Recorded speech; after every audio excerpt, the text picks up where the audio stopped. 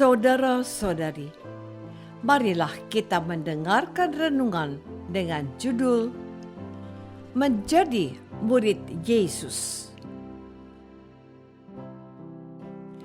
yang berdasarkan pada Injil Lukas bab 14 ayat 26 dan 33.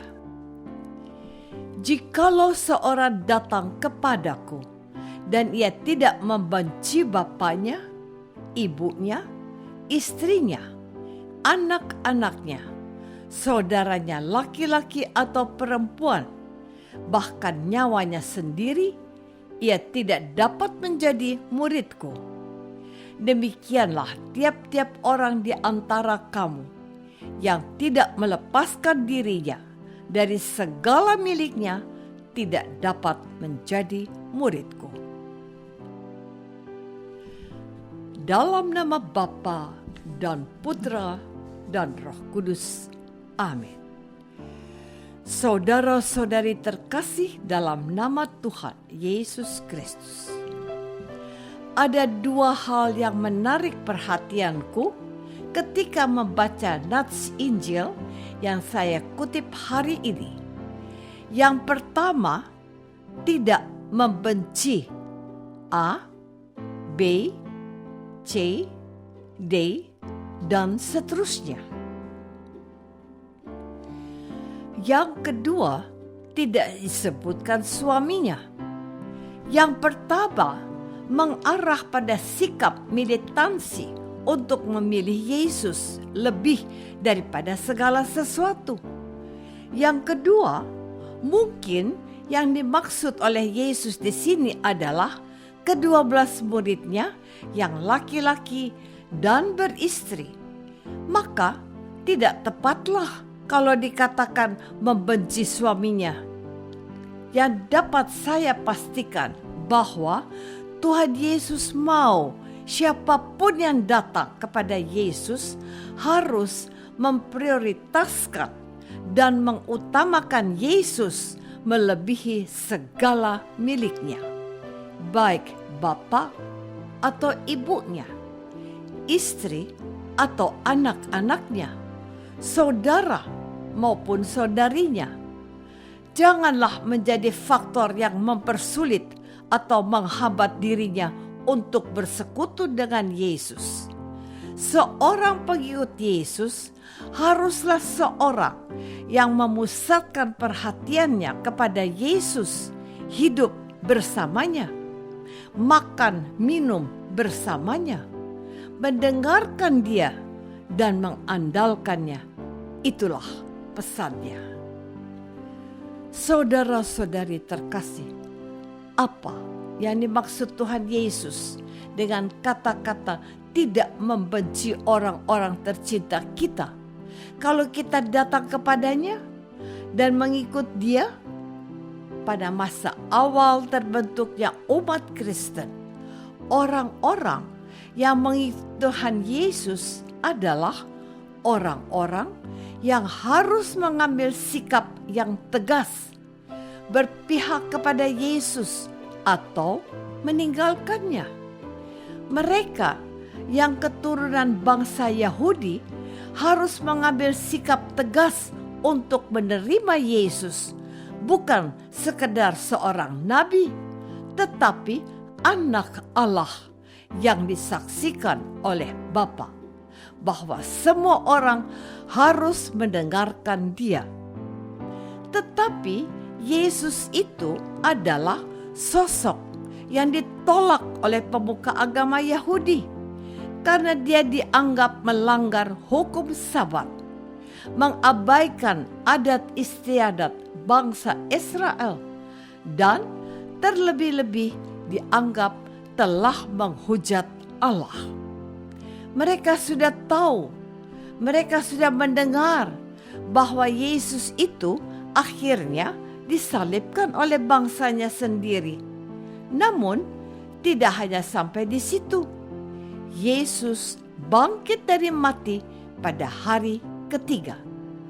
Apakah mereka menerimanya? Saudara-saudari terkasih, bukan hanya itu. Beberapa pengikut Tuhan Yesus juga berasal dari bangsa-bangsa lain. Mereka juga menerima perlakuan dan penolakan dari orang-orang terdekat mereka. Mengapa harus mempercayai orang Yesus, orang Yahudi itu? Keluargamu sudah memiliki keyakinan sendiri. Jadi untuk apa engkau mempercayai orang itu? Mereka dikucilkan oleh ayah atau ibunya, juga saudara-saudaranya, karena memilih menjadi pengikut Yesus. Itulah salib mereka, seperti dikatakan Tuhan Yesus pada hari ini. Barang siapa tidak memikul salibnya dan mengikuti aku, ia tidak dapat menjadi muridku.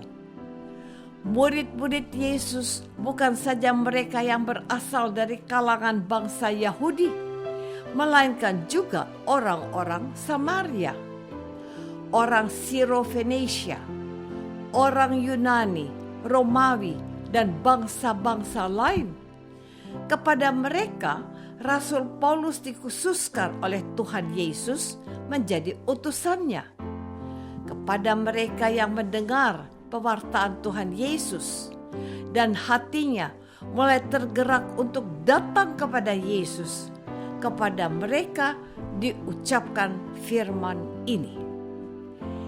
Jikalau seorang datang kepadaku dan ia tidak membenci bapaknya, ibunya, istrinya, anak-anaknya, saudaranya laki-laki atau perempuan, bahkan nyawanya sendiri, ia tidak dapat menjadi muridku. Mereka harus memutuskan untuk memilih Yesus sebagai prioritas dalam hidupnya.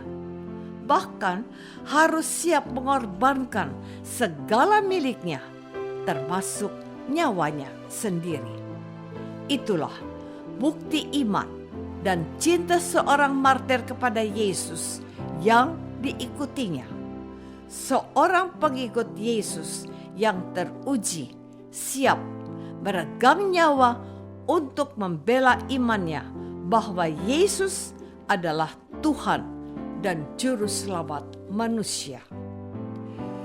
Saudara-saudari terkasih, mungkin tidak banyak pemberitaan bahwa ada orang yang menjadi mualaf Kristiani.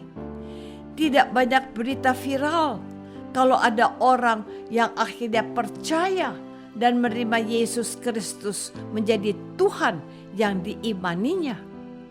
Mereka seperti di masa-masa 2000 tahun yang lalu.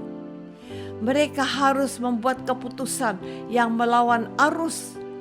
Dia harus keluar dari lingkungan lamanya yang menolak Yesus sebagai Tuhan dan anak Allah.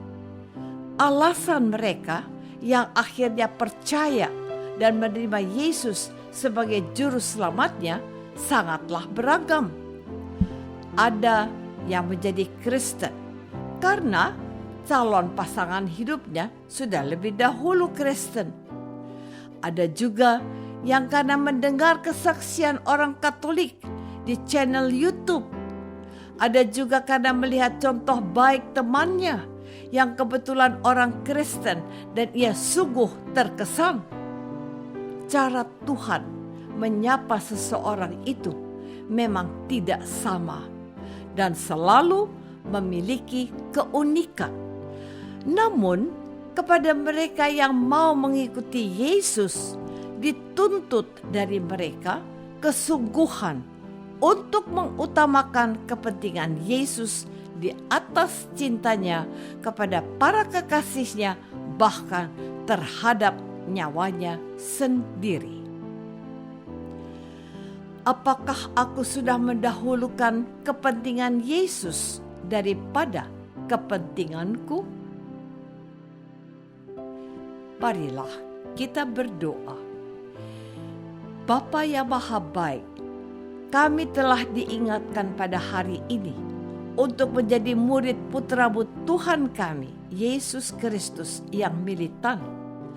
bantulah kami lebih setia kepada Yesus melebihi yang lainnya, sebab Dialah Kristus, Tuhan dan pengantara kami. Amin. Semoga kita semua selalu dinaungi dan dibimbing oleh berkat Allah yang Maha Kuasa, dalam nama Bapa dan Putra dan Roh Kudus. Amin.